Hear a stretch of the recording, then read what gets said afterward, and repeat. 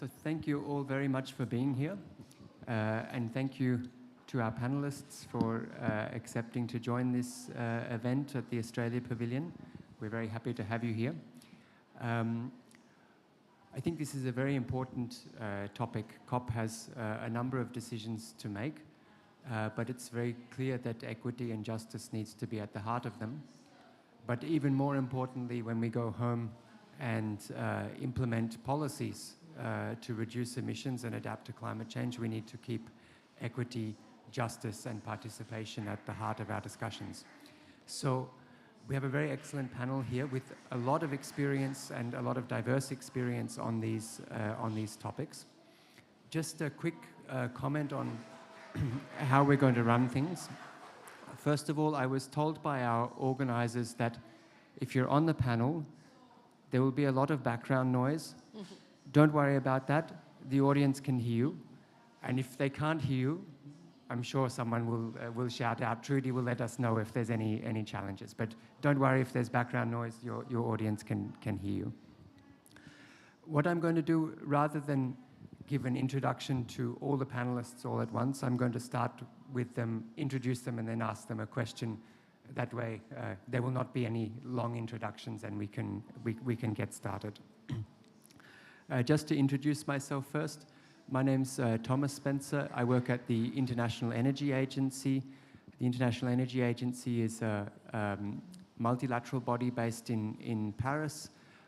We were established in 1974, initially to work on energy security, but our mandate has expanded to include issues of energy transition, sustainable development, access to energy, and we have increasingly worked on the issue of what we call people-centered transitions, which is another word of saying just transitions with the participation of the people affected. And it's my pleasure to be the moderator today. I would like to start with Sharon Burrow. Sharon is a global advocate for human and labour rights, climate action and just transition. She's the former Secretary General of the International Trade Union Confederation from 2010 to 2022. And previous to that, she was President of the Australian Council of Trade Unions from 2000 to 2010. But I think more importantly, Sharon has been one of the earliest voices advocating for the inclusion of just transition in our conversation and policy making around climate policy, energy transition, domestically and in the international conversation. So Sharon, you've been at COP now for quite some time, but this is also not your first COP. No. So I'd like to ask you maybe to reflect on how you see this conversation moving over the years. What do you think the achievements have been? What do you think still needs to be done?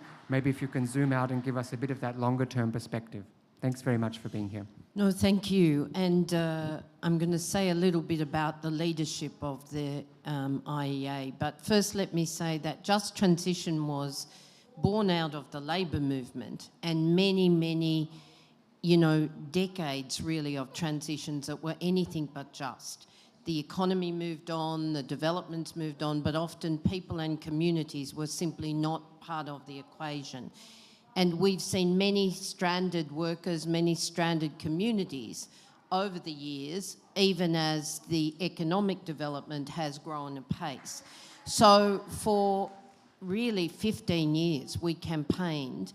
We failed at Copenhagen. We won just transition in 2015 at the Paris Climate Agreement. But then I have to say, we woke up the next day, and that was the most frightening day for me, because it was, how do you do it? How do you now get it done? And we've had a lot of friends. This week I've been really surprised that people are coming up and saying, Sharon, you can go home because Just Transition's gone viral and you should be very happy. And I say, I am very happy. And I'm very happy that it includes workers, indigenous communities, etc. in people's thinking. But I have to tell you, if you looked at the Just Transition Action Plan, it's kind of drivel right now. That's a nice technical soft word. But it does need to be toughened up, because the way you see just transition has to be at the heart of a whole of economy transformation, where people and planet are at the heart of this.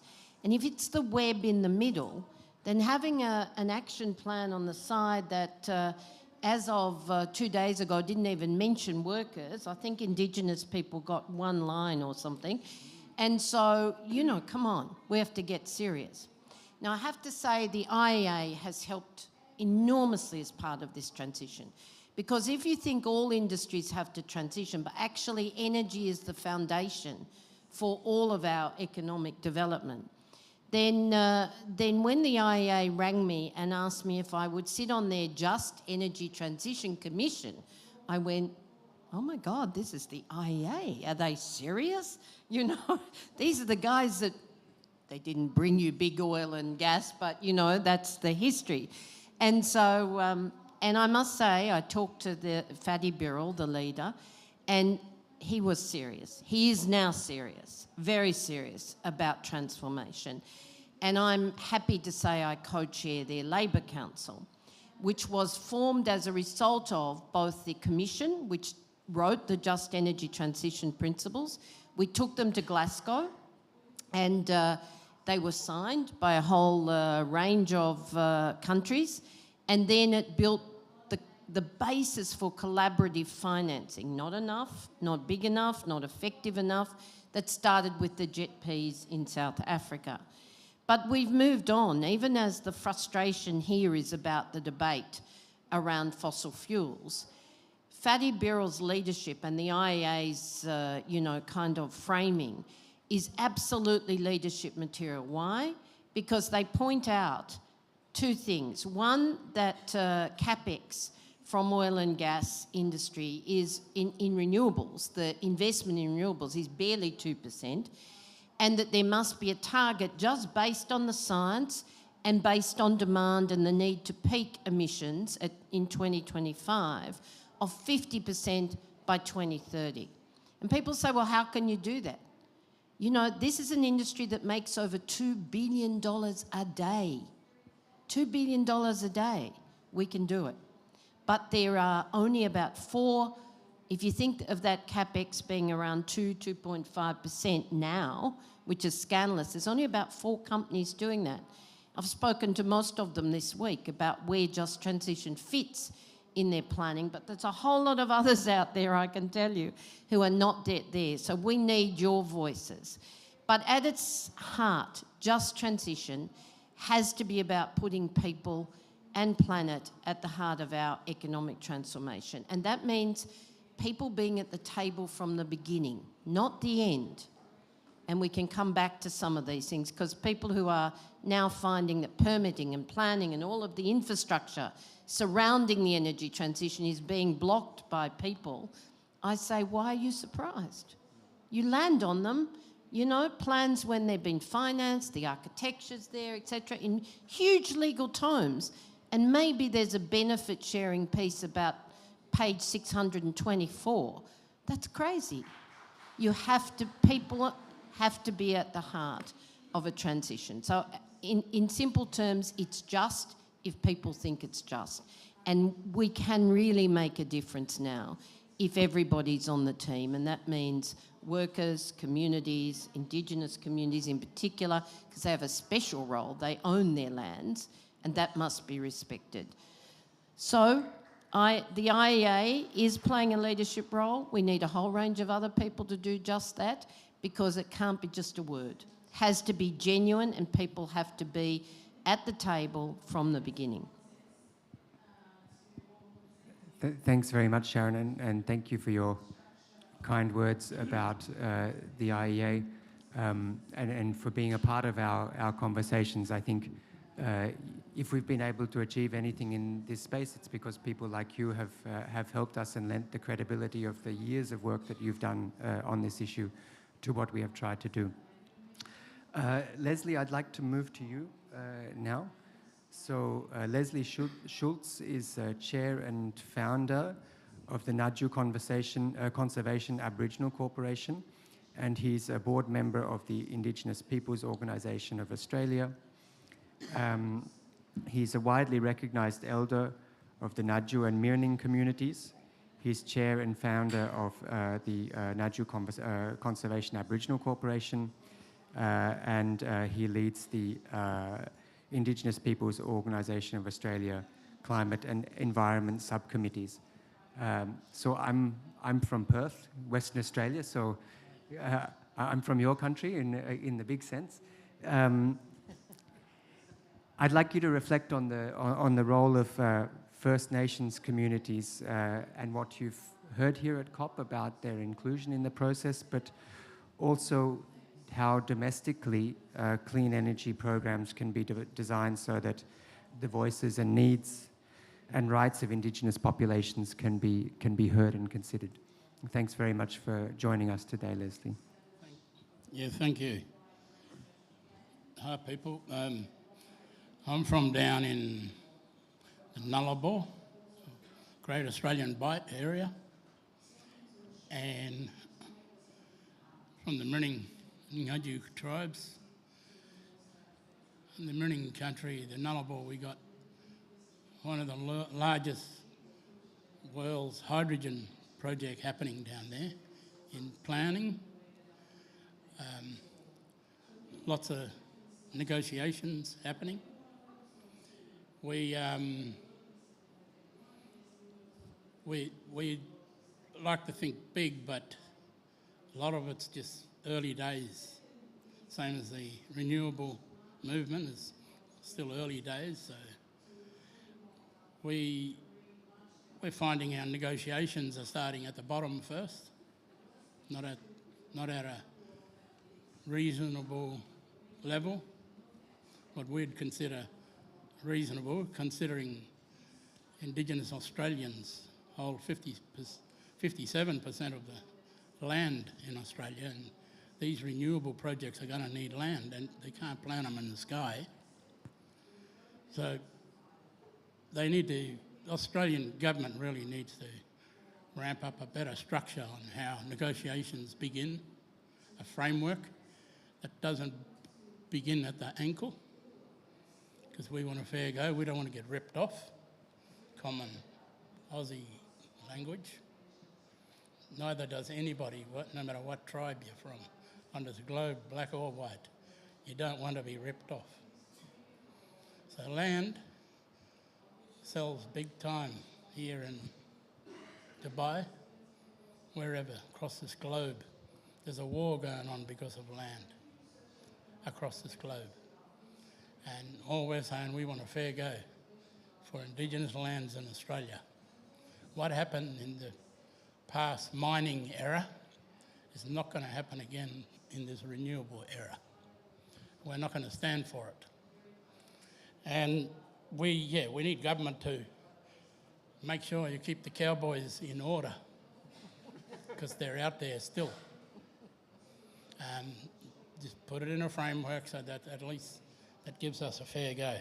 We why we want that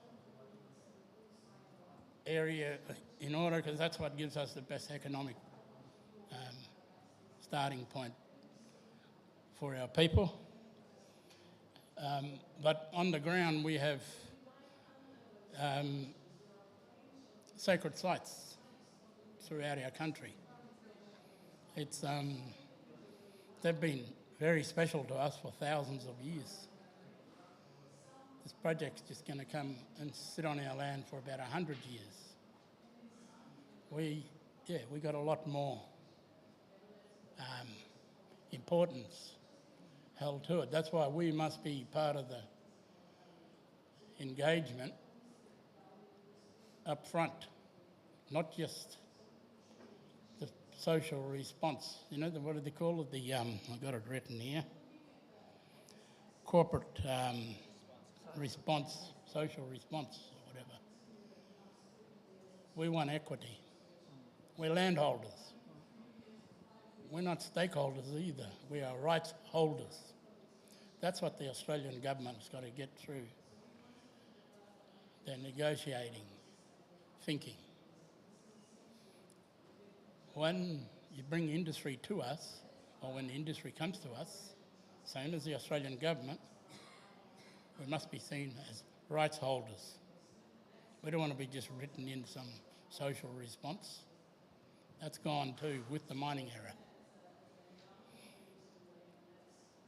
Any project that's impacting on our land, we have to have equity ownership. Just change the page. I haven't got a, what do you call them, these things, these little electrical. Most of all, you know, we don't rarely get people represented here in these sort of forums. And it's good that the IPO has made that opportunity available so I can speak some of the things at the grassroots level of Indigenous Australians that never ever even get into Canberra at times. Never gets to these big deals that are going on about our country without us knowing. So we have to be front, centre and leading. We're land rights people. We're not just somebody on the side you need to include. We own the land, and the Australian government and the industry has to understand that. When you come to us with a commercial cap from this day onwards.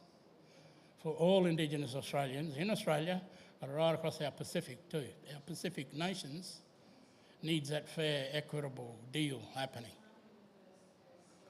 And we had a recent gathering up at Queensland in Port Douglas. That's in line with the the 4 regions or the 9 regions on the Earth, United Nations, of the Pacific is one area that we, Australia, is partnership in. But when we had that gathering at Port Douglas, it turned out a huge success because we all thought so alike that it was really empowering, I guess, to know that we weren't in this struggle alone, that there were others fighting for similar cause to get a fair go in this climate change. I guess it's real estate for the right upper terrace people, but for us it's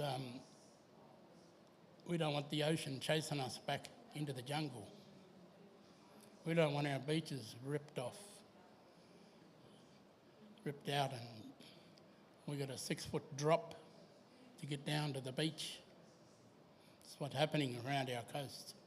What once was a level ground walking in, it's inaccessible. And so that Pacific Islander gathering brought empowerment, as I said earlier, but it also brought unique get-together. And that if there's anybody who's going to be speaking in this region, it's Indigenous peoples, because we own the land. We've got the land. And we need to have our own forum before government. We need to have the opportunity to air what we think, whether it's in Fiji, Papua New Guinea, New Zealand, and all the islands in between, Australia. First Nations have to be able to come and express themselves at the end of a microphone before their governments to get some sort of deal happening. And where the industry is coming and we haven't even been resourced yet. So we're dealing with a giant of a project on the Nullarbor. 11 ships a week we're talking about. 11 ships for 1 week going overseas. The project is planned to power, it'll have enough energy to power Australia and the Pacific together as one project in Australia. And yet we're not even resourced to be able to to hire a commercial lawyer to help us with the negotiations. We talk about equity here in Australia. We need to begin in that area of equity for all First Nations across the Pacific and being able to be resourced, but built in also to the projects, not as a social response, but as Indigenous owners, built in right at the top tier. Thank you very much, Leslie. I would like to turn to Mansi Shah. So if you could just take the microphone. Mansi Shah is a Senior Technical Coordinator at the Self-Employed Women's Association, SEVA. She's been employed there for 13 years, and she's led some of their work on the Clear Skies campaign, a campaign to build resilience of SEVA members against increasingly frequent climate shocks and to bring visibility to their climate actions.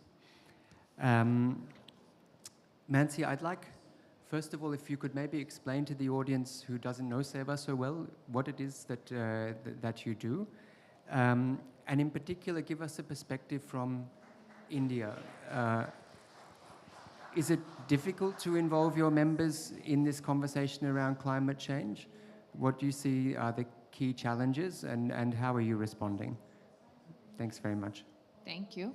Namaste, everyone. I would like to thank the organizers and IEA for inviting me here and giving me an opportunity to represent almost 3 million poor women workers from the informal economy, the members of SEVA.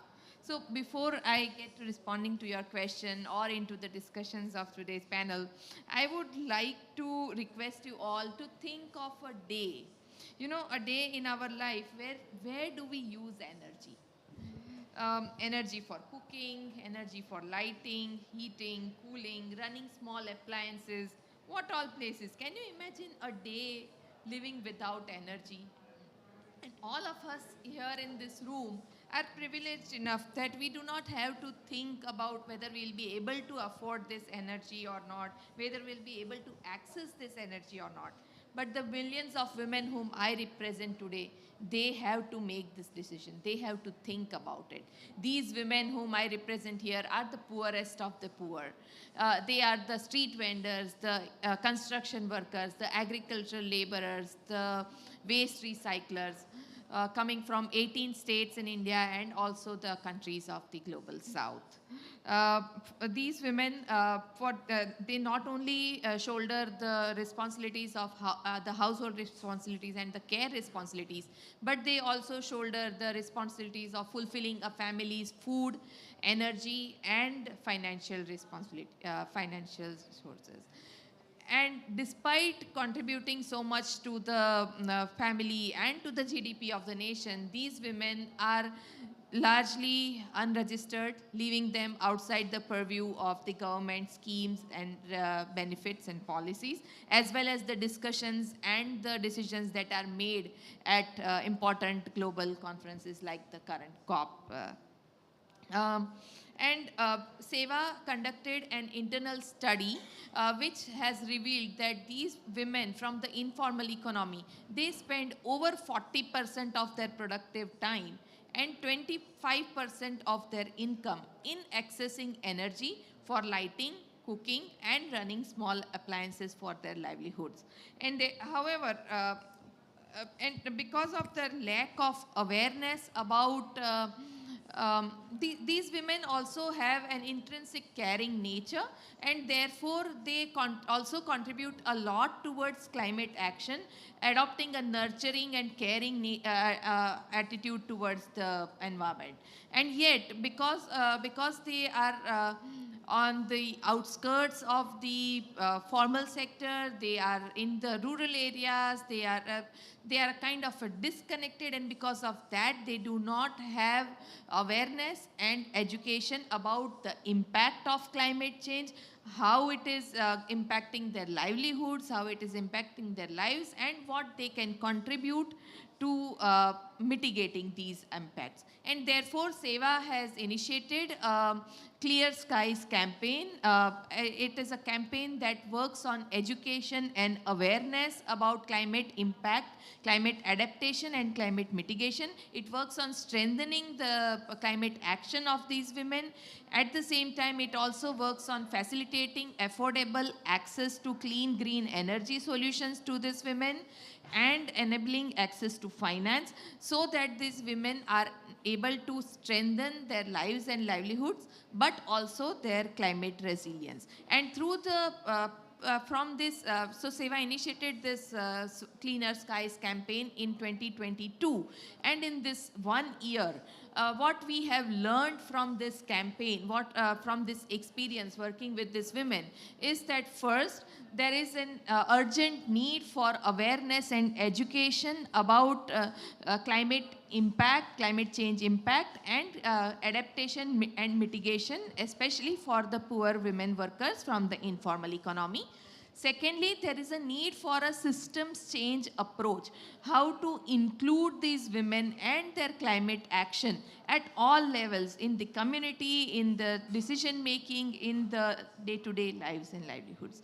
And third is that there is the climate action that is being done by these women are generating a lot of carbon credits, but there is no mechanism for accounting of these women's contribution. And therefore, there is a need to design a carbon credit framework that would help in including the contribution of these women and thereby incentivizing them to strengthen their climate action.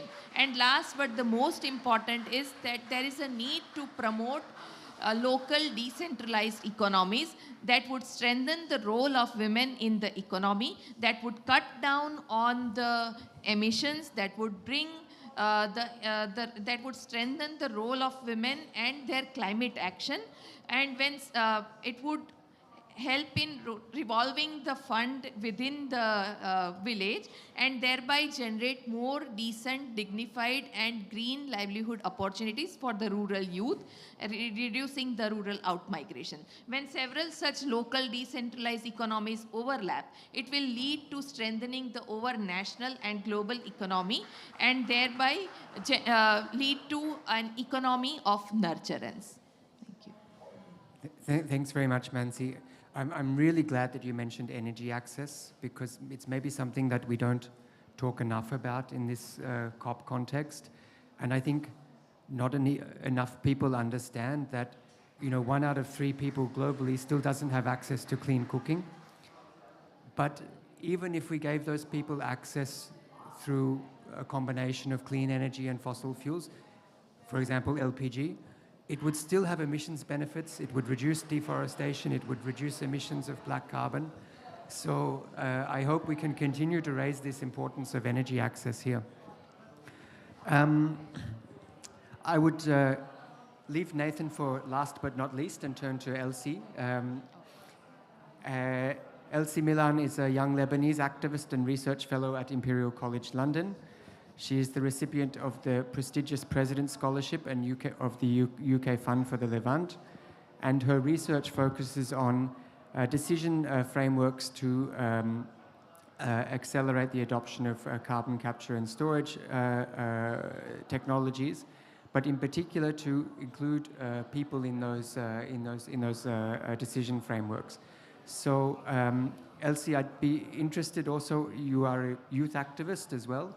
So I'd be interested in your reflections on the importance of engaging youth in the energy transition, how you see the commitment to youth engagement here at COP, and also what your work is finding in terms of stakeholder engagement and so on.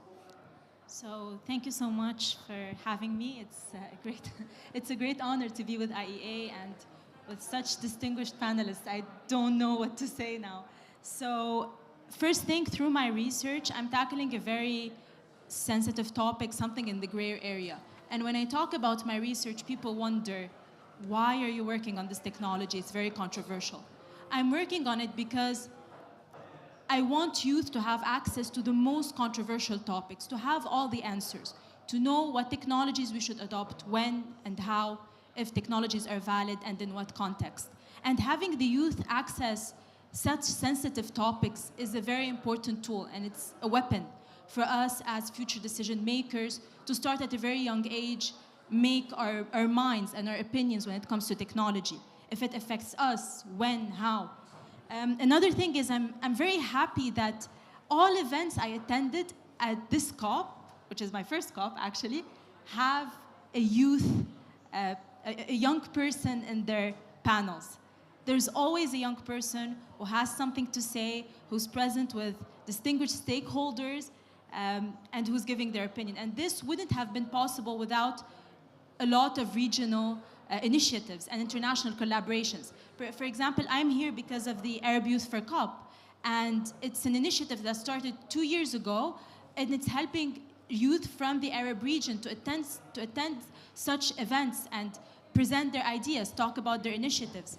Another thing is, I'm also part of, I'm giving you small examples, I'm part of AN. So AN is the European Young Energy Network, and during this COP, all our members worked on, I'm going to show you a sample. We all worked on the following career compass. This is a compass available on our website that shows, first, how youth are taking matters into their own hands. They're talking about the skills that we should have to access the job market. It means that the youth are not waiting for anyone to give them a seat on the table. They're creating their own tables. They're creating their own job opportunities, their own skills. They're building themselves. And finally, I would like to talk about international collaborations. The World Bank and Connect for Climate have also been a great driver for youth to come together from the north, from the south, to share expertise, to share ideas, to talk about the things that matter to them. I mean, we're in a COP in Dubai, in the UAE, an oil-producing country that's hosting COP. How amazing, controversial is that? And the youth are the ones in the future who are going to drive technology and innovation further. So yeah, I think that's pretty much about it.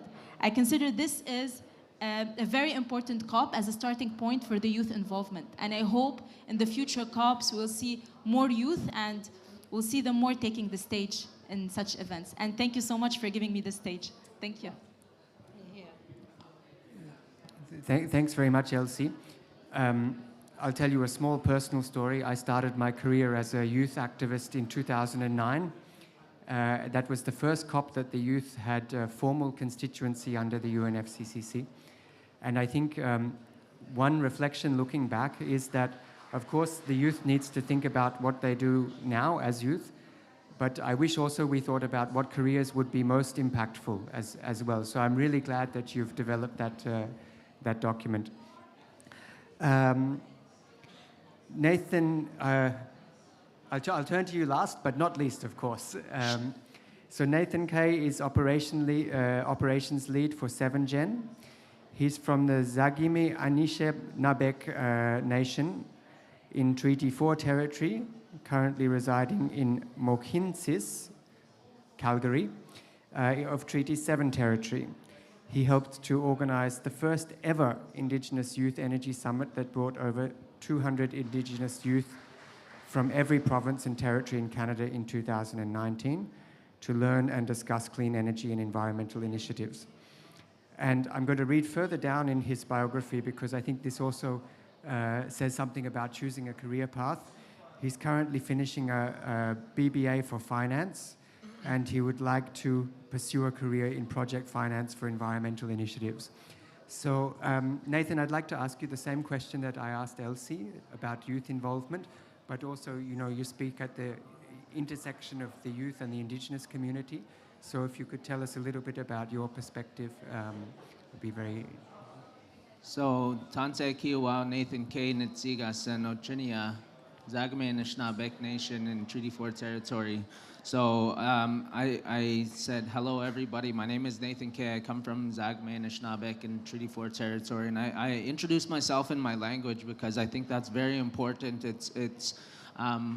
It's reclaiming our identity, reclaiming our language and our culture and spreading that. And I encourage others to do that as well, because that is who you are, and the lands you come from as well is part of your identity. And next, I want to actually acknowledge on the people and the lands on which we gather. I think that's very important that we reflect and recognize places that we gather and the people that originate from those lands as well. A little update on my bio, but I am now in Masters of Sustainability for Energy Security. A little more about the summit that we created.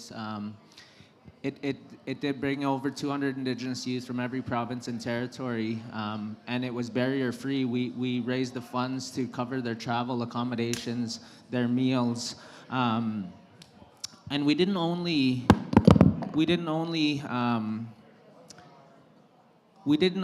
accept applicants that are the high achievers. We took applicants that were just living in their communities and they weren't sure what they wanted to do in their life and what career path they wanted to choose.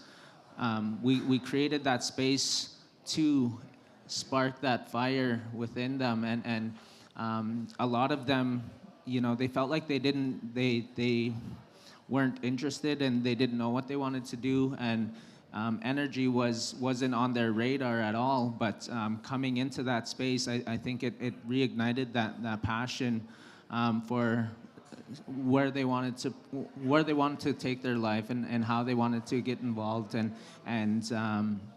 it was a space that brought a family really together, and it created a family in those kinships relations. I think the way that it was done, it changed some of their lives, and now a lot of them are on an international stage. They have been speaking on panels. They have been sharing their voice, their ideas, their knowledge, and doing so proudly. So being proud of their identity, of their culture, and that has a ripple effect when they go back to their communities. They inspire other youth, young people as well. So there's a lot of things that I think that can be done to do things better for young people. They have the ideas, they just need that mentorship space, being able to bring them to spaces that that gives them, that empowers them, because when they're in those spaces and they get comfortable being around other youth, it does give them that power to share their voice, their ideas, and that's something that we created that space for, exactly that, bringing them onto an international stage, coming up with the solutions. We also created a program during the pandemic. As we were planning for the second summit, we were forced to pivot, and we created the Imagination program. And that program, first it started out with, we were going to accept 10 projects, 10 teams to initiate projects in their communities based on the needs that they saw for their communities. But when it came down to it, we got some really great applications, so we took on 12 teams, and we were supporting them with a minimum of $10,000 per team per project. But the program was so well received that we got some more funding, so we increased that support to $30,000 per project. So just having an opportunity to support the youth and give them, believe in their vision. So based on what they see in their own communities. And we do that. We have projects that are happening across Canada. One of them is a self-sustaining greenhouse that is powered by solar. but it's been incorporated into the high school on a First Nations community. So it's part of their curriculum, and the food grown there actually goes towards their lunch program. So they have that knowledge. So it's a project development program, and they gain those skills firsthand. I think that really goes a long way in adding value, not just for them, but for their communities as well. So I think that's important. Investing in our youth, investing in their knowledge, investing in their solutions as well. So we need to invest even in our communities. So thank you. I think you made a really good point, which is that inclusion gives confidence for people to go on and do more, however they want to, of course. But inclusion gives that confidence and that experience. So thanks for giving us that example. So we had a very nice first round of interventions from the panelists. There's a couple of questions that come to mind from these discussions. I'd also like to give the audience an opportunity to ask any questions. So I'll walk around with a microphone if people want to ask any questions. But maybe if I can just start off asking a question for myself. I think it was you, Leslie, that mentioned that renewables will need a lot of land. This is something that the IEA has looked at, and we estimate that to reach our goal of net zero emissions by 2050, we would need to build and permit on about 50,000 square kilometers of land every year for wind and solar PV. It's not a lot in absolute terms, but it's a lot of public acceptance that we need to create.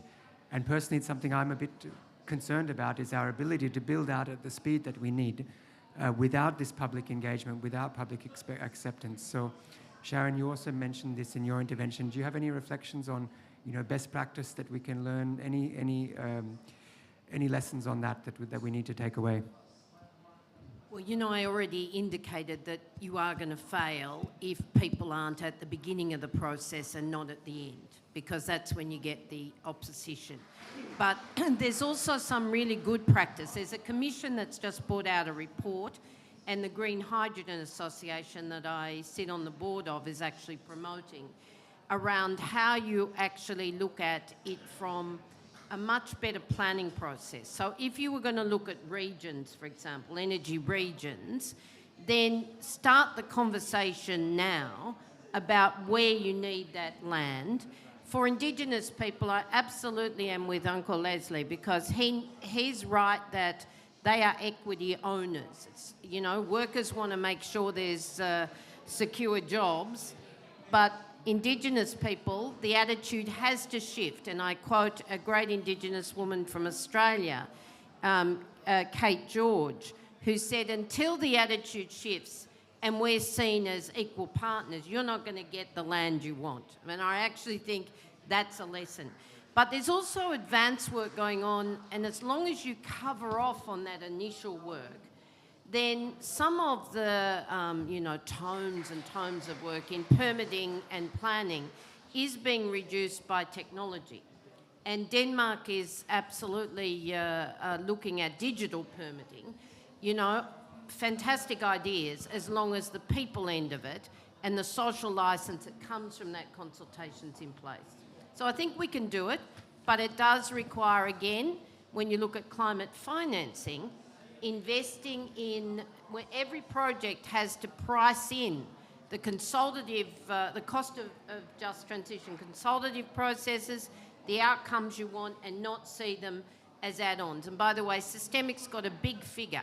If this doesn't happen, then right now, $100 billion of climate finance is at risk every year. And continuing on from that, the loss and damage, it's only the tip of the iceberg of some of the reparation we have to do across the earth as mitigators, and Indigenous peoples are leaders in that field of mitigation. Well, yeah, they need to be adequately resourced. The announcements there that some countries have committed to it, and Australia's yet to do that. So if we're in this Australian pavilion, Australian government needs to step up to the plate and absolutely put their money where their mouth is. It's not just rhetoric that we're dealing with here. And solution-wise, Australia has a beautiful Indigenous Ranger program that mitigates well across Australia, and it could work as a global solution in regards to the loss and damage that we're trying to pick up from all this industrialised pollution that's happened over 100 years. It wasn't our problem to begin with, but we're absolutely putting our hands up to be a part of the solution, but we need access into that loss and damage money. Where do we go? How do we access it? And when can that be available? Thanks very much. I'm just looking at the audience to see if anyone would like to raise their hand and ask a question. Otherwise, I'll ask another one. Anybody? Okay. I have a question actually for Nancy. I think a lot of people don't understand just how transformational access to energy can be for the family economy, for a small business, for a self-employed person. So could you maybe explain to us just what it means to have access to modern energy? And also, any ideas what we could do to raise the profile of this issue, what the IEA can do? We work a lot on energy access, but, the understanding of just how important it is to economic empowerment, I think, is still a bit missing. So any thoughts on that? Sure, thank you. And just to take the discussion, what I was mentioning previously in my previous question. So under our Cleaner Skies campaign, SEWA has tried to facilitate access to clean energy solutions in the form of biogas plants, in the form of solar pneumatic precision irrigation technologies, solar fencing for the small farmers, solar trap lights for integrated pest management, LED light bulbs, fans, cool roof, and several more technology solutions. And what we have learned from this implementation, from facilitating this access to this technology solutions is that it has led to, just to give a few numbers, over the past 1 year, over 5,000 rural households have switched over to, because first was a lack of awareness. So when they started getting awareness about the benefits of the green energy solutions, there was a spurt in uptake of these technologies. So over the past 1 year, over 5,000 rural households have switched over to biogas for cooking. This has not only helped them to switch over from the LPG, but also led to reduction in the methane gas emission. Previously, these families who already have animal husbandry, they were stacking the cow dung for using as a farmyard manure. Now the same cow dung, instead of stacking it in heaps on the field, which is emitting methane gas, now it is being used as a input for the biogas digesters. So their cooking gas has become completely free. Secondly, the slurry that comes out from the biogas digester is now being used for agriculture. So the fertilizer cost has been averted. Secondly, so over 5,000 families have now a savings of over $200 combined in cooking gas as well as in agriculture. Similarly, over 150 households have now shifted to solar pneumatic precision irrigation technology, which has led to reduction in their input cost in agriculture by almost 60%, reduction in water utilization for irrigation by 40%. It has led to reduction in weeding. It has led to reduction in use of chemical pesticides. It has led to improved quality of harvest and increased income. So overall, what I wanted to share is that when poor women are introduced to to technology which is appropriate to their livelihoods, it leads to strengthening their climate resilience, it leads to strengthening their livelihoods and also their lives. But what we need to learn from this is that technology, the global south should not be considered as a dumping ground for the technologies, but there is a need for involving the workers, their voices in research on what are their issues and challenges, and the technologies need to be designed and developed to address these needs and challenges. Secondly, there is also a need for innovative financing solutions that would help in enabling these workers of the global south to adapt and adopt these technologies. Thank you. Can I just say that we're letting down what is a revolution at the grassroots. It doesn't rely on the big grids. That's important, sure, for industry, but this is distributed energy that is so much healthier. But we're letting them down with our traditional finance models. We can do better. And SEWA and many of us have a lot of ideas around that. But secondly, we are not looking at them in the carbon markets construct to do what Mansi said earlier, provide carbon credits for both mitigation but also for avoided emissions, because that's just as important. So there's so much work to do to support a lot of grassroots organisations, including SEWA. Thank you, Sharon Ben. And just one small point to add to that. As Sharon Ben just mentioned, the biogas digesters that I just mentioned, the initial cost of the biogas digester was $800, which a poor rural household would never be able to pay. But because these women are collectivized, through harnessing the power of collectivizing, SEWA upfront negotiated with the carbon credits that they would collect because of switching to biogas, traded it into the carbon market and brought down the cost of the biogas digester to $100 from 800. So this is the power of collectivizing and organizing, and that is what is how we can enable the poor to have energy. I really want to thank you and Sharon for these interventions, because I would say even at the IEA, we have some more work to do in understanding how these distributed technologies can, and there is a real revolution happening in there.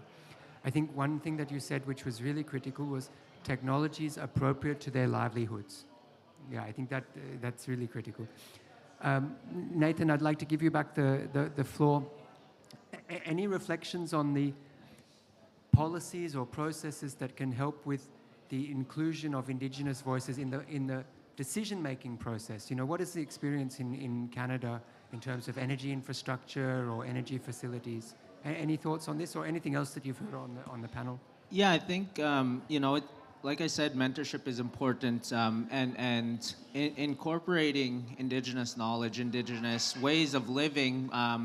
We have that, and we're reclaiming that, but we're also very much ready to share that and bring that to the forefront to lead this transition. I would say that, the global environmental movement is really being led by the global Indigenous movement, and that's important to consider, especially when, we talk about a just transition, but I don't think that incorporates our traditional knowledge, our values, our culture, and how that could be done to bring everything and everybody along. But we also speak for the lands, the waters, the plants, and the detriment to those same lands and waters. And by bringing that knowledge and incorporating that into the policies, we don't just want equity. We want to be in those board positions. We want to be in those executive positions, and just creating space for mentorship. But I think another thing that also needs to change is the work culture. Nobody wants to work 40, 60 hours a week anymore. They want that work-life balance. They want time with their friends and their families. They want to be happy. They don't want to, work until they're 65 and then not have, much to enjoy, much of their life left to enjoy. But I also think that, we need to revitalize those communal spaces as well, and collective spaces we can meet the most basic needs of any human being, which is food, shelter, and water. You add energy in there, you're living comfortably.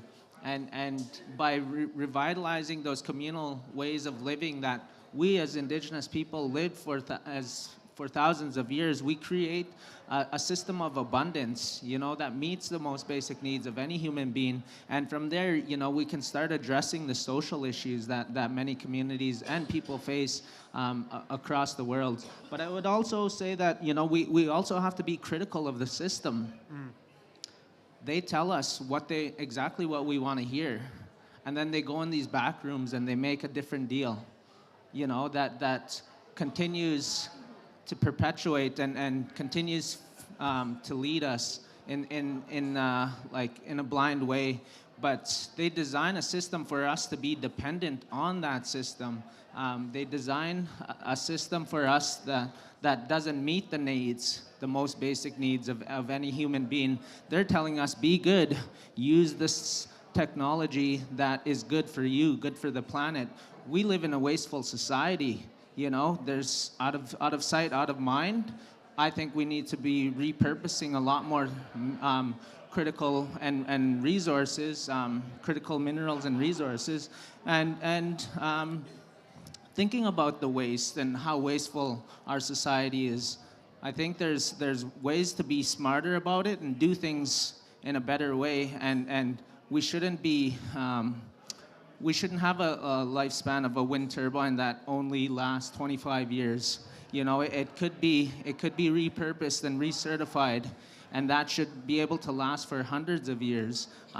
So really challenging and being critical of the system. I know there is more efficient wind turbines than what we see in our face all the time. Those 3-blade wind turbines. There's more efficient, but it's like that information is repressed and it's not available for access to much people. They just tell us, here, this is good for the environment, this is good for you, so use it. And they're corralling us into how we think, but I think there's better ways to do things. Yeah, thanks very much. Stay critical of the system, I think, is a good advice for anyone in any position. So thanks for that. We are going to need to wrap up. I can see Trudy looking at me, but I don't want to... Can I just... Sorry, Leslie. I don't want to close without giving the floor again to Elsie. Do you want to have any reflections on what you've heard, or can we wrap up? No, I just want to thank you, because when I chose my research, I didn't want it to be stochastic modeling, only technology.